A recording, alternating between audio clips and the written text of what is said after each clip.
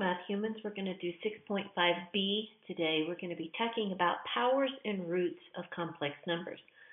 Our objectives are that we're going to use de Moivre's theorem to find powers of complex numbers, and then we're going to find nth roots of complex numbers. So if you'll remember, the trig form of a complex number, z, is r times the cosine of theta plus I sine theta. Remember also that this is the real axis and this is the imaginary axis. Okay.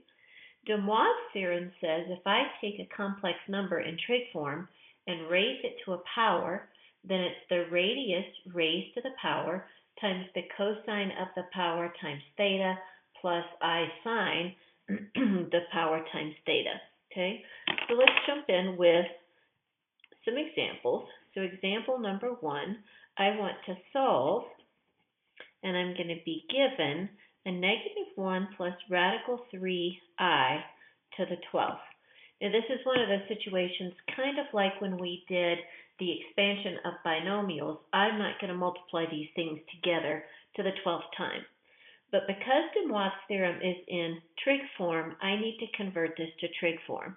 So this is a special, if you'll think about that. This is -1 radical 3, so that means that my radius is 2. So when I convert it to trig form, I'm going to get z is equal to, there's the radius 2, and then this angle is a 60, so this is 2 pi over 3. So it's going to be cosine 2 pi over 3 plus I sine 2 pi over 3. Well, now if I take z and raise it to the 12th power, it's going to be 2 raised to the 12th cosine of 12 times 2 pi over 3 plus I sine 2 pi over 3 times 12. Okay, so now I'm just going to simplify those numbers a little bit. So 2 to the 12 is going to be 4096, and then now I'm going to manage this. 3 goes into 12 4 times. Okay, so 3 goes, sorry, that's right. Whew, that was tricky.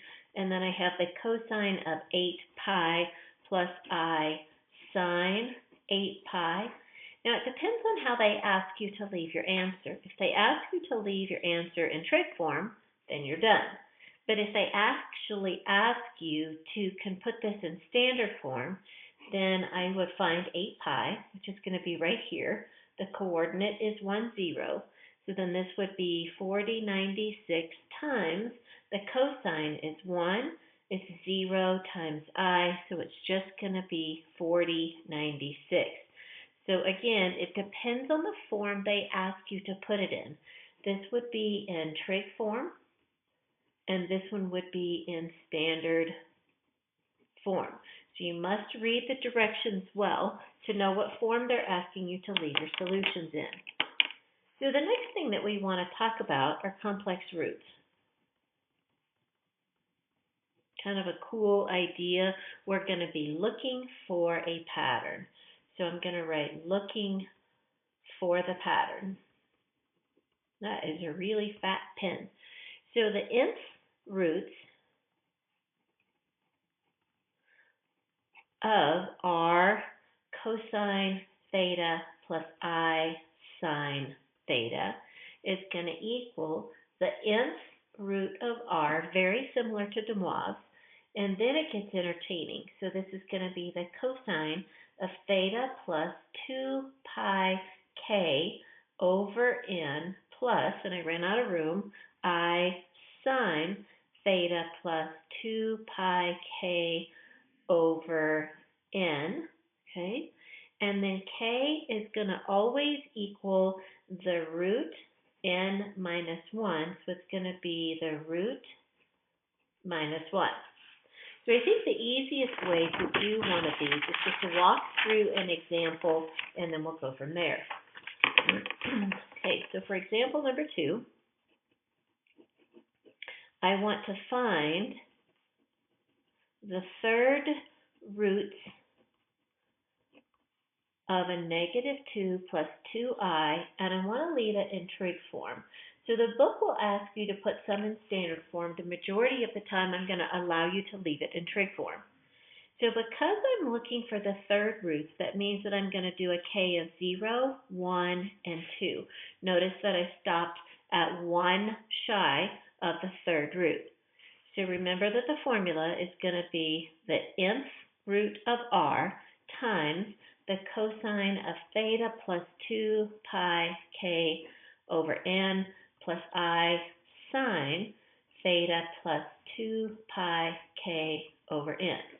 So when you start doing these problems, you have to do two, and I'm going to call them iterations, to determine the pattern. Alrighty, so the first thing that I need to do is I'm going to graph this complex number. So it's a negative 2, 2. So this is a negative 2, this is 2. So that means that my radius, if it were a regular isosceles triangle, it would be radical 2. But now we have to multiply it by 2 because the legs have been multiplied by 2 as well. And then the angle, theta, is going to be 3 pi over 4. So now I can start this process. So when you start the process, I recommend that you label which iteration you're doing. So I want to find the nth root of r, and I'm looking for the third root. So I'm going to take my radius, which is, I'm going to write it as the square root of 8 because 4 times 2 is 8. And then I'm going to raise that to the 1/3 power. We'll manage this math in a little bit. Now comes the entertaining part. So it's going to be the cosine of 3 pi over 4 plus 2 pi times 0, and then all over 3. And I'm not going to write the rest of it until I simplify this. So this is the square root of 8, so it's going to be 8 to the 1/2 raised to the 1/3, which is going to, we'll simplify that in a minute. So this guy goes to 0, so this is going to be, and in this case, I'm going to tell you, do not reduce the fractions because we need these two denominators to develop the pattern. So then this is going to be the cosine of 3 pi over 12. 4 times 3 is 12. Both denominators stay in the denominator, plus I sine 3 pi over 12. Okay? So, and if I simplify 8, this is going to be 8 to the 1/6. And I'm going to leave it like that, okay? I could do some more math. If you do this math, you can either do it in your calculator or you can do it with exponents. You're going to get that this is the square root of 2. All right, so now I'm going to start my next iteration, and that's going to help me develop a pattern. So my radius is the square root of 2, the nth root of my radius. I'm going to take my original angle, so the cosine of 3 pi over 4 plus 2 pi, my k is 1, and then I'm going to divide by 3. And again, I'm not going to simplify until I do this math.